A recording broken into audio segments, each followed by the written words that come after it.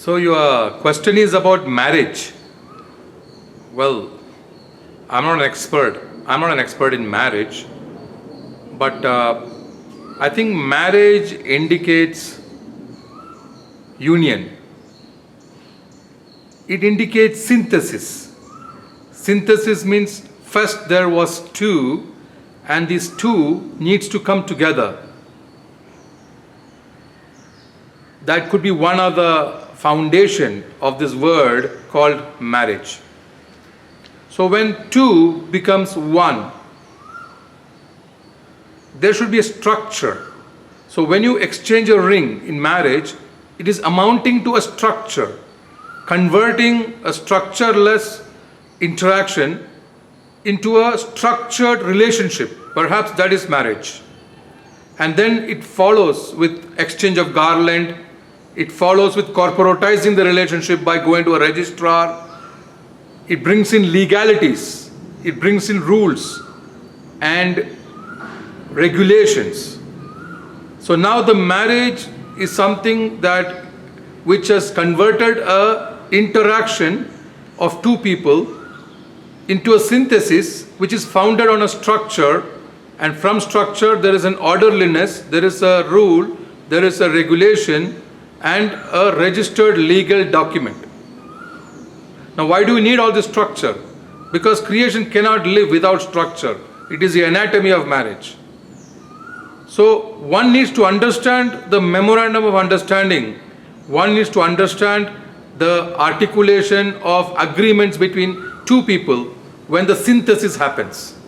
Because a synthesis cannot be devoid of structure. Or else there will be room for conflict, room for arguments, because we do not know the structure on which the marriage is defined upon. Support to each other does not mean being bound. Commitment cannot be devoid of a purpose and a task called marriage. Because when you say commitment without a task, without a purpose, then the commitment becomes a narrowing down. And when you burden the word commitment with additional words like dedication, like loyalty, then it gives an experience of being narrowed down inside a box. So either you learn to meditate, you learn to do pranayama and yoga so that there is a opening, there's a vent for this experience of being boxed into, or else you will go through some element of frustration because a human nature wants to be exposed to variety, exposed to diversities. So there should be some room for maneuvering or a margin in the institution of marriage so that one can experience an emotional outreach to elsewhere, not essentially where it is narrowed down to, or perhaps a counselor or a consultant who will give professional consultation on how to build a career. Because if the dedication and loyalty will be limited to a person or a body of a person, then there is a lot of area where one can feel frustrated or even in extreme cases a stranglehold.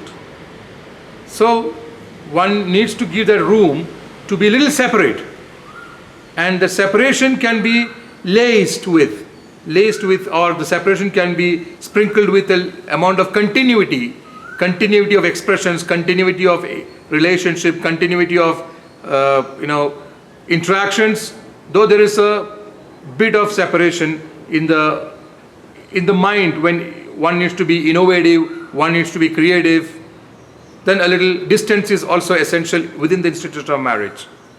Well, today I've heard words like living apart but together. They call it LAT, living apart in two different rooms or two different flats, but yet they are emotionally together, they are intellectually together, they are sentimentally together. They're dedicated to each other, but they do choose to live apart. So there are many ways people have circumvented this experience of being boxed in into a institution of marriage where they are burdened with having to be able to relate, the emotions, the intellectual, the sentiments, the heart, the left brain, the right brain, the art, the science, all into one, mostly little less mature people who are entered into the contract of marriage. So one needs to understand marriage is not something that one needs to live out of a memory, but marriage is something that one needs to live out of a marvel. Rather, every relationship we need to have adequate marvel into it. Marvel means freshness, newness, and not just live with a continuity of memory of what's done and redone and repeated and redone and reinvented in the, as the adage goes, the old wine in a new bottle. So marriage institution needs a lot of freshness, of coming out of memory and learning to marvel.